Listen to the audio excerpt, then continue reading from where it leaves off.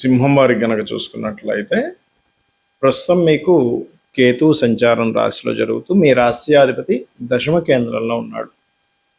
12వ స్థానంలో గురువు వస్తున్నాడు 2 జూన్ 2 నుంచి. ఏకాదశంలో శుక్ర బుధుల యొక్క సంచారం జరుగుతుంది. సప్తమ రాహువు, అష్టమ శని కూడా నడుస్తుంది. మీకు భాగ్యంలో కుజుడున్నాడు. ఈ యొక్క చంద్రుడు చతుర్థ భావం నుంచి ఆల్మోస్ట్ ఒక 7 రాసులు తిరుగుతాడు.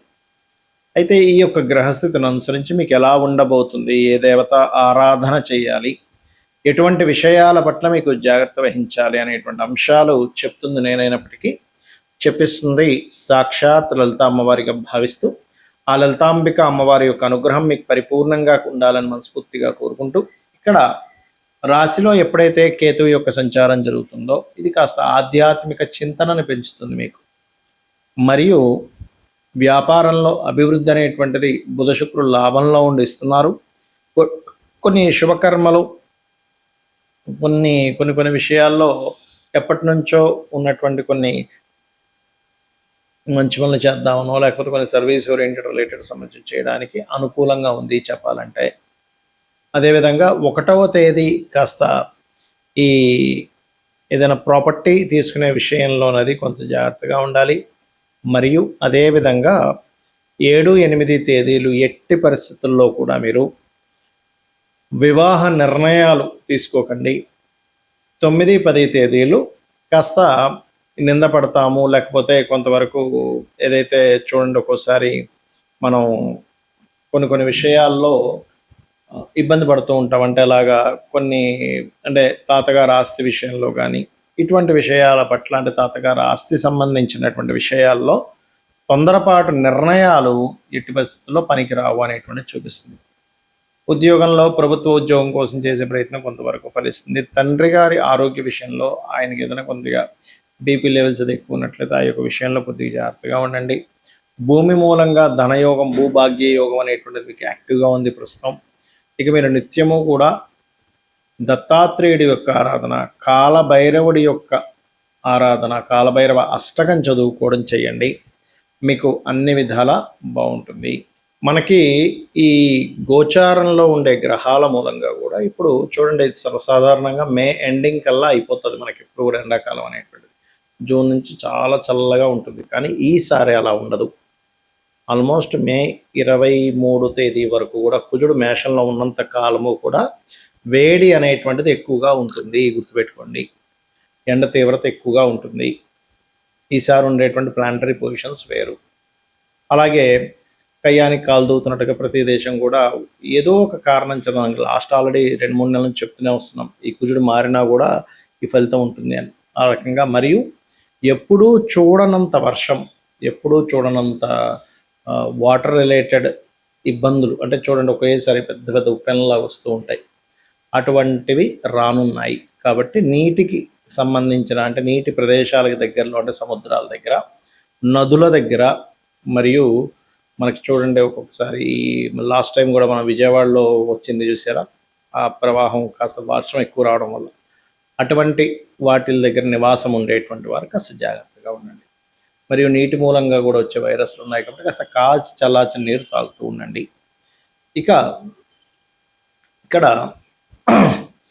గోల్డ్ రేట్ అనేటువంటిది ఒక 1 year వరకు ఫ్లక్చువేషన్ అనేటువంటిది అవుతూనే ఉంటుంది, పెరుగుతుంటుంది, తగ్గుతుంటుంది. ఈ యొక్క ఇదైతే ఉంది క్లియర్గా. ఇక మరొక విషయం ఏంటంటే, ఒక రాజకీయ నాయకుడికి అతని పదవి మీద కొంత ఇబ్బంది పడే యోగం ఉంది, చాలా సీనియర్ రాజకీయ నాయకుడికి. ఎందుకంటే ఇక్కడ ఉండేటువంటి రవి ఉండే స్థితి, రవి రాశుల్లో ఉండే కేతు స్థితి ఉంది కాబట్టి రాజకీయ నాయకులు కొద్దిగా జాగ్రత్తగా ఉండాలి.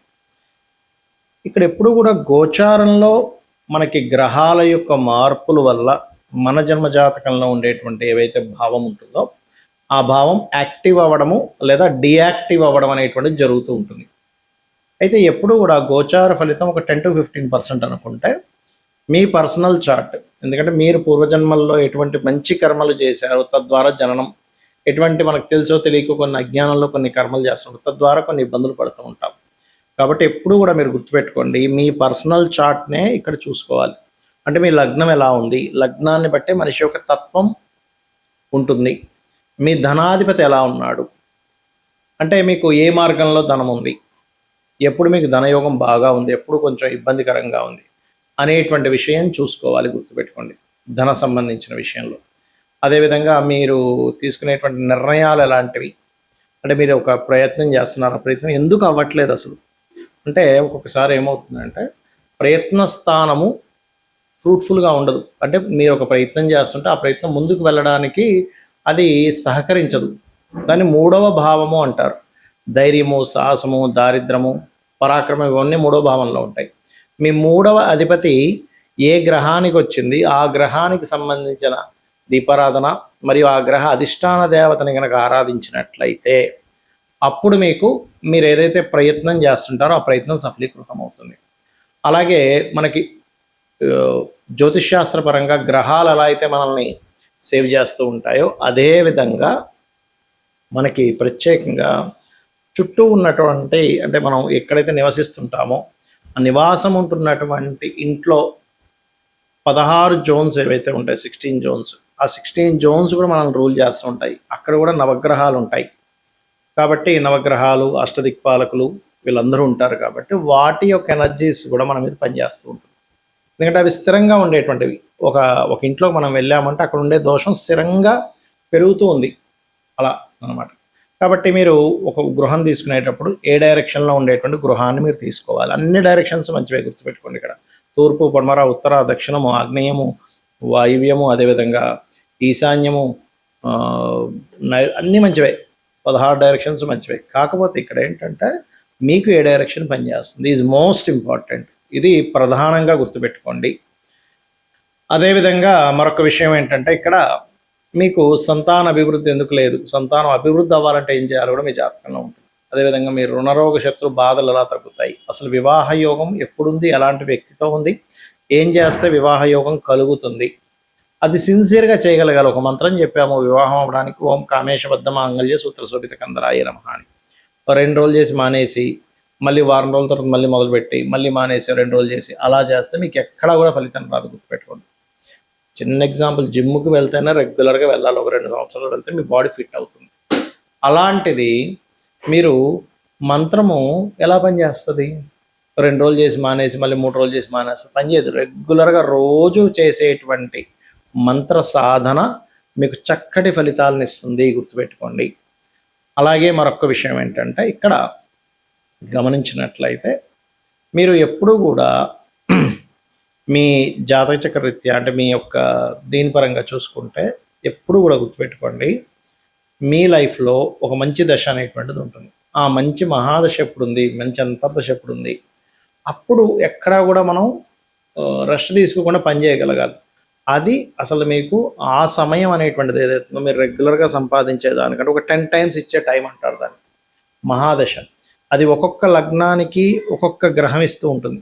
ఒక్కొక్కసారి కొంతమందికి 2-3 దశలు బాగా కలిసి వస్తాయి, కొంతమందికి ఒక్క దశ కూడా కలిసి రాకపోవడం, కొంతమందికి లైఫ్ లాంగ్ అద్భుతంగా ఉండడం, కానీ కొంతమందికి 1-2 దశలు కలిసి రావడం జరుగుతుంది. అదేంటో పట్టుకోగలగాలి. లేదా ఇప్పుడు నడుస్తున్నటువంటి మహాదశ బాగా యోగించాలంటే ఏం చేయాలో పట్టుకోగలగాలి.